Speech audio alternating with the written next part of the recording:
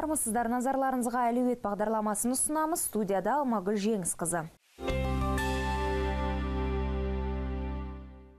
Қызылорда облысының кәсіпкерлер палатасы мен Қазэкспортгарант несиелік экспортты сақтандыру корпорациялары арасында серіктестік туралы келісімге қол қойылды. Мәміле аясында бірлескен білім беретін семинарлар және облыс кәсіпкерлері үшін тренингтер өткізу жоспарланып отыр. Сонымен қатар республика бойынша Қызылорда облысының экспорттаушылары туралы мәлімет тарату, өңірдегі инвестициялық жобаларды жүзеге асырып жатқан шетелдік инвесторлардың ісіне мониторинг жүргізуде осы құжат аясында жүзеге аспақ. Айта кететін жайт, Қазэкспортгарант секілді институтты бұл игі шараға тарту облыстың экспорттық әлеуетін арттыруға ықпал ететіні сөзсіз. Бүгінгі күні несиелік экспортты сақтандыру компаниясы өз өнімдерін шетелге шығарушы қазақстандық компаниялардың мүддесін қорғайтын жалғыз мекеме болып отыр. Тауар қаржыландырылуы жобасының жүзеге асқан уақыты барысында еліміздің үдемелі индустриалды инновациялық даму бағдарламасының аясында республика бойынша сомасы 5 миллиард теңгеден асып жығылатын 122 жоба қолдауға ие болды. Жамбыл облысында 2015 жылдан бастап орта және шағын кәсіпкерлікті дамыту үшін ірі өнеркәсіптік кәсіпорындар айналасында индустриалды аймақтар құру көзделген. Оған мемлекет бюджетінен барлық қажетті инфрақұрылым тартылады, ал жеке кәсіпкерлер өз зауыттарын салуға мүмкіндік алады.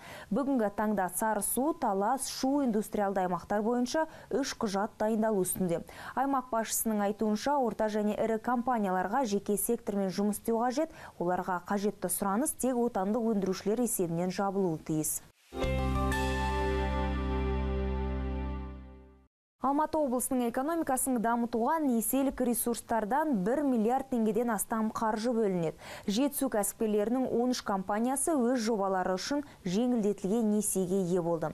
Облыс экономикасына құйылатын инвестициялардың жалпы сомасы миллиард теңгеден астам. Жалпы қолдау көрсетілетін жобалардың басым бөлігі қайта өңдеу саласының үлесінде. Венесуэланың құты қашты. Елде ақпан айында инфляция деңгейінің өсімі 57,3%-ды құрады. Экономиканың бұлай құлдырауына елдегі ереуілдер түрткі болып отыр дейді реттеу қызметі өкілдері.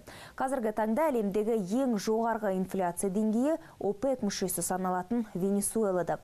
Сондықтан мемлекетте қымбатшылық орнап, қазіргі ел президентіне қарсы наразылық шаралары да көбеюде. Бүгінгі таңда канадалық BlackBerry смартфон өндірушісінің жағдайы аса мәз емес. Компания Канададағы бар жылжымайтын мүлкін сатып жатыр. Ондағылардың айтуынша, мұндай шаралар компанияның қаржылық жағдайын оңалтып, операциялық жұмыстар, қосымша ресурстар табу үшін жасалып жатыр.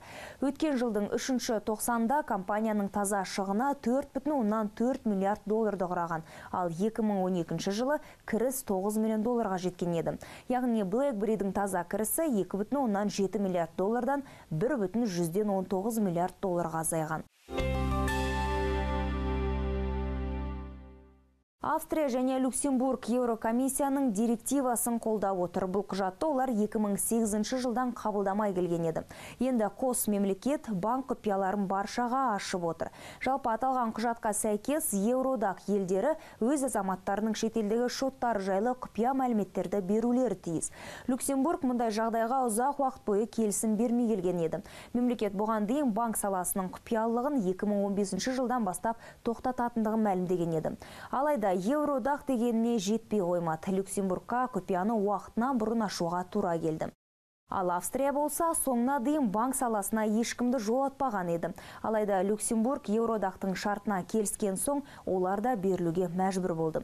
Өткен аптада екі мемлекетте Еуроодақтың банк жүйесінің ашықтығы және салықтан жалтармау тақырыбындағы директивасымен келісетіндігін жариялады. Енді Брюссель осындай құжатты қабылдауға Монако, Швейцария, Андорра, Лихтенштейн және Сан-Марино елдерін үгіттемекші. Әзірге айтарымыз осы, есепсіз дүние жоқ екенін естен шығармаңыздар, сау болыңыздар.